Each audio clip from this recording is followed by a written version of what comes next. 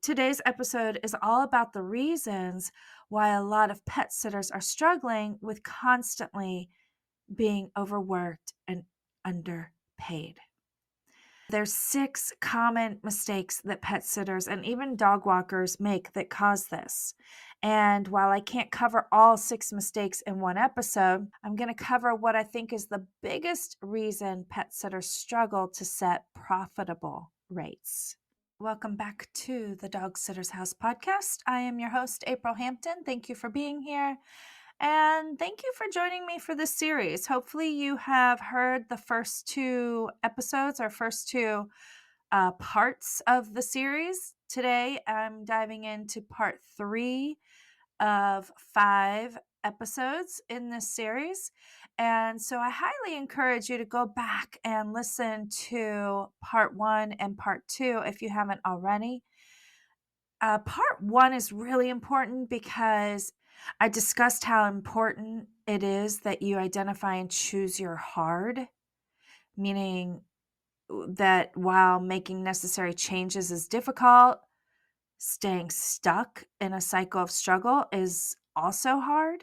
So you get to choose which one, which hard is the hard you want. But the difference is that one of them leads to better results or results period sometimes, while the other one leads to just ongoing frustration and struggle with no results. Okay. And that's like pretty much the definition of insanity last time I checked, right?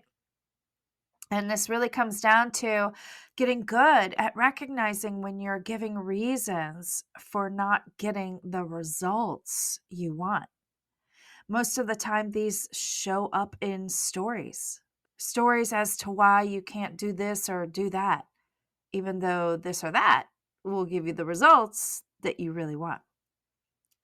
So, really take some time to listen to part 1 because I dive deeper on this subject and come up or point out examples and ways that this could be showing up for you in your business and how to become more aware and recognize when you're giving reasons over results. But today's episode, if you did hear these already and you're ready to go, today's episode is all about the reasons why a lot of pet sitters are struggling with constantly being overworked and underpaid. There's 6 common mistakes that pet sitters and even dog walkers make that cause this. And while I can't cover all 6 mistakes in one episode, I'm going to kind of assume that you've already tackled 5 of the most common pricing mistakes. I'm going to cover what I think is the biggest reason pet sitters struggle to set profitable rates. And that is that they don't have a profit plan because they're neglecting the numbers. This doesn't mean it's about being bad at math or, you're like one of those people that just is like, I don't do numbers. I hate numbers. Guess what? I do too. I'm right there with you. Or it doesn't mean you're not keeping track of your books. Okay. It doesn't mean you're not keeping track of how many bookings you've had and how much you're earning every month. It's not about that. It's about not knowing the right way to calculate pricing that goes beyond just covering costs. Without a clear formula for profitability, many sitters unknowingly undercharge, leaving them stuck in a cycle of hard work with little financial reward. And trust me, I've been there, done that, got the t-shirt, okay? But the good news is that once you understand how to price strategically, you can create a business that pays you what you're worth, what your service is worth, while ensuring long-term success and sustainability, financial sustainability. But before I go into the right way to calculate your pricing, the 6 biggest mistake that people make by neglecting their numbers and not having a profit plan, let me emphasize how important the other 5 are and overcoming them. And these are very, very common mistakes that a lot of struggling pet sitters make when setting their pricing first. And the reason I want to do this is because if you don't tackle these 5 first, then no matter how fancy your calculations are, you'll still end up struggling with profiting. Okay. And we don't want that. So, just real quick, and if this is something you want me to dive in deeper on, then leave me a message. Send me a shout out on um, the comments or in my DMs on Instagram or YouTube or something. You can find me at YouTube and Instagram under Conscious Pet Sitter. That's CONSCIOUS Pet Sitter. All right. So the 5, little shameless plug there. Okay, so the 5 mistakes that a lot of pet sitters make when setting their prices is they price based on competitors, not on profit. Many sitters look at what others are charging. I totally did this, and price themselves, similarly, or, a little above, a little below, whatever. And they do this without really considering their own costs, their own goals, or the own value that the business is exchanging in exchange for this money, right? In exchange for this price. So that's really important that you set up your pricing in a way that is not based on your competitors. Okay. Number 2 is trading time for money. A lot of pet sitters charge per visit or per day without thinking about how to structure their services for predictable, scalable income. And this really stems back to we're just kind of trained that way from day one. We're really trained to trade our time for money. And instead of looking at it as we're trading value for money, okay? So that's a huge one as well, really. Number 3 is fear of charging more. All right, this one's, they're all huge. I could say that about every single one of them. I'm going to be like, that's a big one. That's a huge one. This is a huge one too. All right. So they worry that higher prices are going to drive clients away. And they don't realize that premium clients are willing to pay for reliable, high quality service. And I think I mentioned this in the last episode, but the truth is, we're on this earth. We came into this human bodysuit so that we can learn and we can grow. And one of the major things about life when it comes to growing is facing fears. You can't run from them. You can't hide from them. You can't stay in your little comfy zone box. No. Unfortunately, the only way to overcome anything that you fear is to dive headfirst into it. And so you cannot have a fear of charging more. Number 4 is not valuing your expertise. A lot of pet sitters provide more than just basic care. They offer peace of mind, reliability, trustworthiness, and even specialized skills, right? You might be somebody who handles pets that have a lot of behavioral issues. You might handle pets that are elderly and have a lot of meds to administer, right? So these are specialized skills that take more time and energy and effort on your behalf, possibly more risk as well. But often pet sitters who are struggling don't charge accordingly for these things. So it's really important to value your expertise. And number 5 was no clear pricing strategy whatsoever. A lot of pet sitters don't know how to package their services or create offers that increase client commitment, such as, monthly memberships or recurring bookings, things that keep them coming back for more and staying loyal and give you a predictable schedule, right? Okay, so this brings me back to the 6th and final reason, which is the one I really want to talk about and dive deep on today. If you want a financially sustainable pet sitting business, you must know how to calculate your rates in a way that ensures you're not just covering costs, but actually making a real profit. And a big part of this, as a little side note, a big part of this is accurately accounting for expenses too. So don't forget that part. A lot of sitters overlook this. I did at the beginning. It's easy to forget about costs like, your gas or your insurance or cleaning supplies or even really your software and taxes, maybe even the cost of paying your CPA to do your taxes, marketing costs, right? Those can add up. And all of these add up fast when you add them together. And without factoring them in, you really risk underpricing your services and working hard without seeing the financial rewards that you deserve and that keeps your business financially sustainable. So, assuming you agree with all that, let's go ahead and continue. This is where you're going to have to stick with me, rewind, and re-listen if you need to, because it can get a little complicated, okay? It's a little complicated, but not too complicated. I tried to simplify it as best as I could, but really, just rewind and re-listen if you need to. And I'll try to repeat the important parts that I know are a little bit of a brain twister to make it easier, because trust me, it was a brain twister for me when I started this too.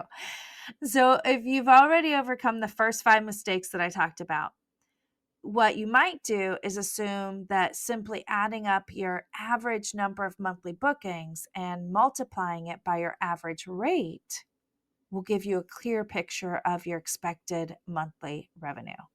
Okay, let me repeat that one. What you might be doing is assuming that simply adding up your average number of monthly bookings and multiplying it by your average rate will give you a clear picture of your expected monthly revenue. And now this is perfectly normal if this is how you calculate your numbers, because it's really a common belief among many business owners who want to simplify their forecasting. And at first glance, it does seem straightforward and easy to calculate. But unfortunately, this method is far from accurate. And it's actually going to keep you in the loop of constantly overbooking yourself just to stay afloat.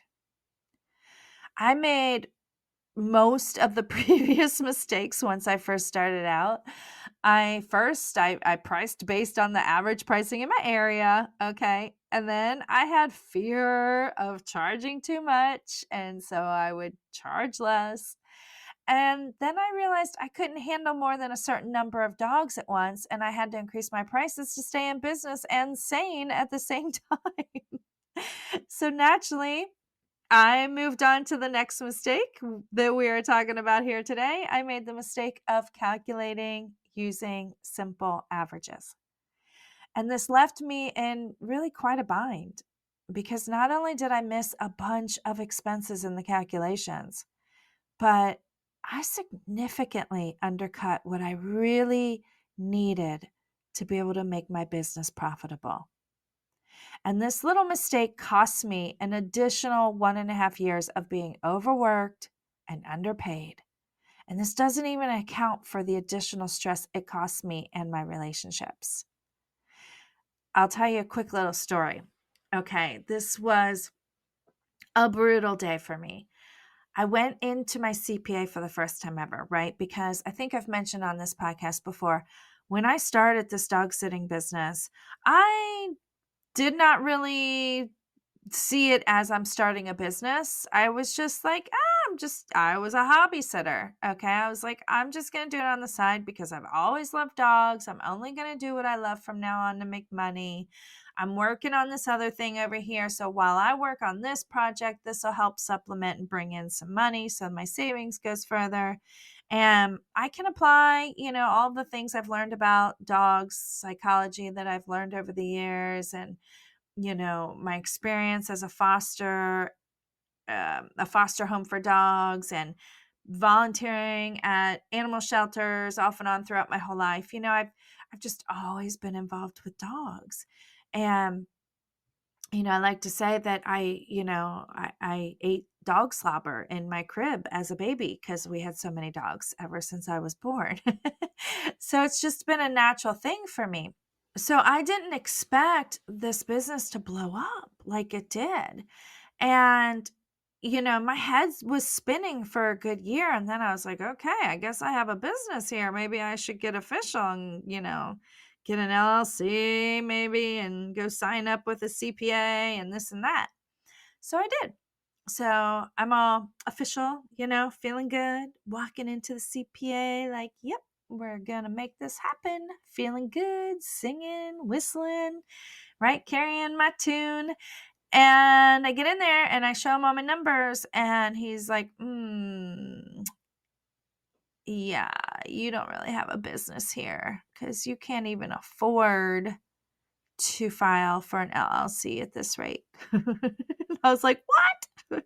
I mean to tell you, I was like, how does that happen? I have been working my tail end off for a year and I'm exhausted. And how can he say that I don't have a business when all I do is work?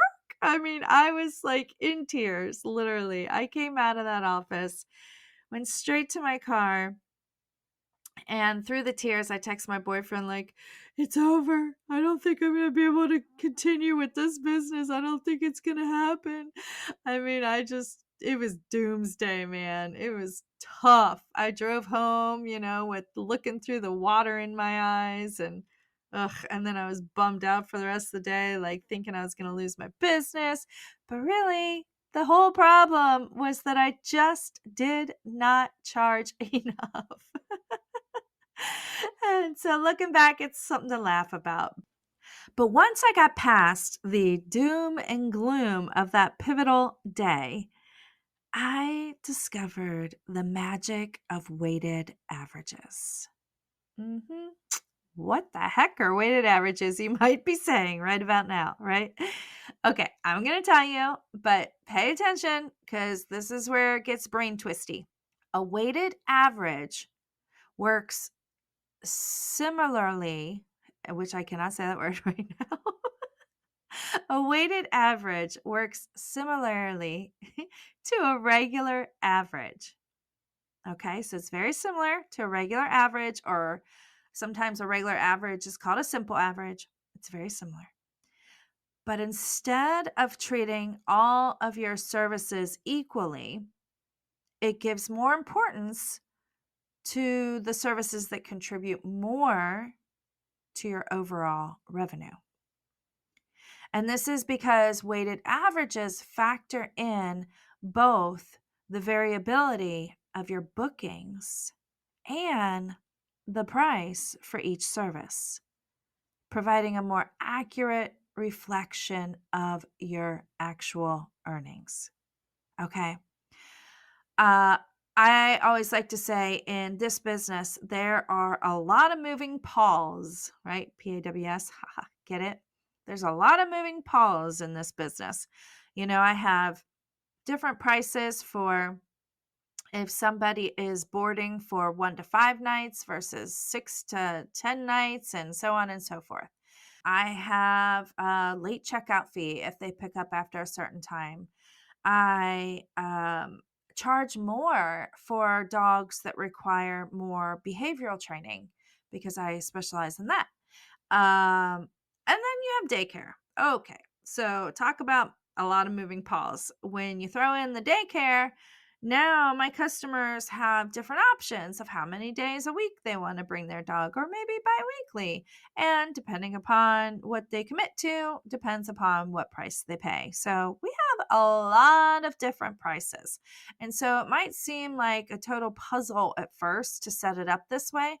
And it is, but with my help, I help people walk it through and make it easy on you. But man, once you do, it's like, oh, mind blowing how incredible it is, because you do it, you set it up, and you forget it. And that's the beauty of it all. Like, you put in the work ahead of time. You choose your hard, right? You choose to do the hard work ahead of time and bypass the instant gratification of just selling one service at a time at the same rate all the time or something like that. And you wait for that delayed gratification. And you know what I mean? Like, if you don't delay your gratification. It's like, it's like, I'm not going to eat ice cream for like a whole month. I'm only going to have ice cream once a month. I did this when I lived in California and I just came out of college and I was, a broke, post college student with all these student loans. And living in LA, mind you, with like, the cost of living through the roof. I don't know what I was thinking. And and I was so broke. I told myself like I'm not allowed to eat out more than once a month because I don't have the money to be eating out a lot. Like I'm living on rice and beans, baby. I mean, for me it was like more like tuna, eggs, and like tuna sandwiches and eggs and salads. Like that's pretty much what I lived on forever. And so I made this rule for myself, like I'm only going to eat out once a month. And I did find my favorite burger joint and I would eat there when I did. But oh my God, when I did, the gratification from it was way better than if I just ate it every week, right? I appreciated it that much more. So that's kind of like how this works, right? If you do the hard work up front and you work with weighted averages and you have a lot of moving parts in your business, in your services, a lot of different services and different pricing, then the gratification at the end is so worth all of the hard work up front. Okay. Trust me, I'm here to tell you that's just the way it goes. So let me go back to repeating what are weighted averages because it's really important that you get the overall meaning or picture of what a weighted average is and how it works. Okay, so let me just repeat what I said before. A weighted average is similar to a regular average. All right, we all know how to do a regular average, right? You add up, three different things and then you divide by three and you got your average. Okay, so it's similar to that. But instead of treating all services that you offer equally, right? Instead of saying that you're taking the average of all your services, even though all of your services are different prices, what a weighted average does is it gives more importance to those that contribute more to your overall revenue. And this is because weighted averages factor in both the variability of your bookings and the price for each service. So, what this does is it gives you the more accurate reflection of your actual earnings or expected earnings. Okay, I'll go into an example here in a little bit. So, if that still doesn't make a whole lot of sense, stick with me. I will give you a bit of an example. But don't feel bad if you don't know what this is and it feels like way over your head. Okay, because here's the deal. You and I were probably never taught, as far as I can remember, I was never taught weighted averages because this is really only taught to people involved in, fields like data analysis and finance and, decision making fields like a financial analyst or accountant or economist or a data analyst or, sometimes some business managers or marketers maybe. Engineers definitely use this, or a sports analyst, so those are some of the major professions or career fields that, you might come across what weighted averages are and be familiar with. So if you were in one of those professions, then you might know how to calculate using weighted averages already. But if you're like me and you never even heard of them before, then you're probably just as lost as I was already. So don't worry.